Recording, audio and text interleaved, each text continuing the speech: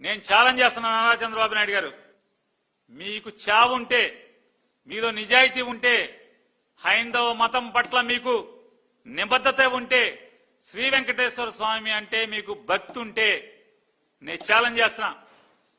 2014 నుంచి ఈ రోజు దాకా తిరుమల తిరుపతి శ్రీ వెంకటేశ్వర స్వామి వారికి నెయ్యి సప్లై చేసిన ప్రతి కంపెనీ మూలాల్లోకి సిబిఐ చేత ఎంక్వైరీ చేయించే దమ్ము మీకుందా అని అడుగుతున్నాను.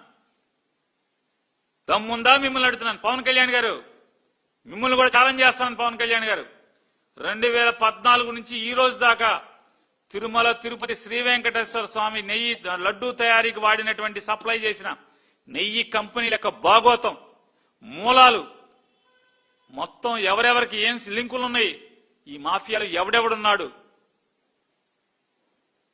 మొత్తం ఎంక్వైరీ చేయించే దమ్ము మీకుందా అని అడుగుతున్నా. ఛాలెంజ్ చేస్తున్నా, చేయండి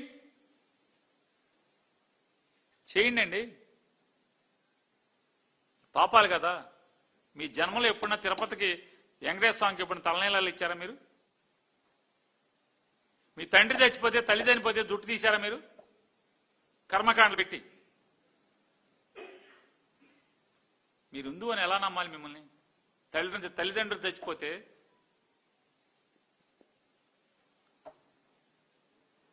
ఒక్కరోజు కూడా తిరుపతికి గుండె ఉన్నవాళ్ళు ఈ పవన్ కళ్యాణ్ గారు ఉన్నారు. ఆయన ఎప్పుడు గుండు కొట్టించుకోలేదు, కానీ తిరుపతిలో పాపం బంగారు లాంటి తల్లి ఆవిడని తీసుకొచ్చి గుండు కొట్టించేశాడు రాజకీయం కోసం.